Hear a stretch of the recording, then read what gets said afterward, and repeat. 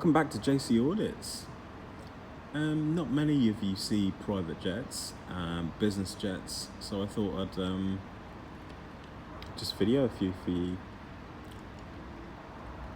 So, just panning around here. Actually, we've got a strong light. We might try and dull that for you. There you go. So we need to then brighten up the light again here. Another private jet.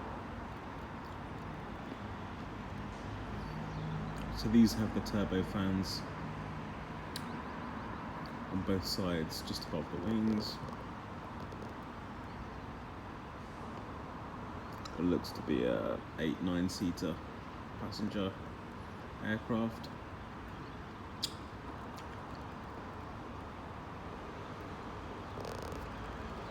And then we've got a standard size, probably a A370-400 Boeing.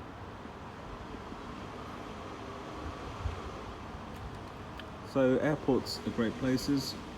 They are designed for transporting humans and their cargo across the world. They use the Bernoulli effect, which creates a higher air pressure under the wing due to the angle of the wing, which causes the aircraft to rise in combination with the generated thrust of the aircraft. Of course, the aircraft does not have to have thrust, forward thrust. It can also have vectored thrust, and in some cases no thrust at all, as long as it has the altitude. It can then still generate the Bernoulli effect and in fact maneuver using ailerons, flaps, gear, pitch, yaw, attitude, and conformational change of the airframe itself.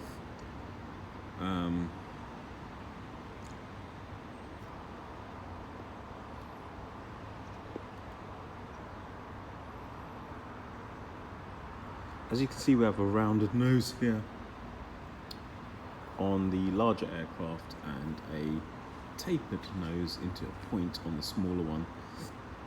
That will give the smaller one more of a faster looking sort of image, in combination with the marketing would make it a better seller for the target market, which is businessmen, women, dignitaries who like to be carried across in the air in style. So it is reminiscent of Concorde. I think you'd find on some designs they do go for the more aerodynamically advantageous, slightly snubby nose. Famously, Elon Musk asked his rocket to be changed to be pointy because he wanted a pointy nut rocket, even though it wouldn't be aerodynamically more advantageous. So there we have the optimal design of the nose of an aircraft, snubby design. Of course, aircraft in the future will become electric.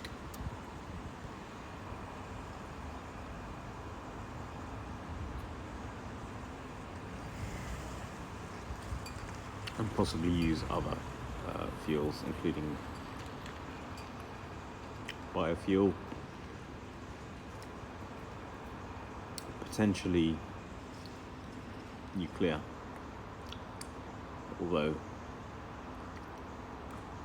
that would also carry dangers. So nuclear submarines are a thing, so why not nuclear aircraft? Well, I think even a child could tell you a nuclear aircraft falling out of the sky into a suburban area would have nuclear fallout and contamination, whereas petroleum would have a limited and less dangerous contamination profile. So I hope you enjoyed this little audit at an airport, and if you did like the content, please do give me a like. If you dislike it, you know what to do, and more importantly, do comment. I like a good debate.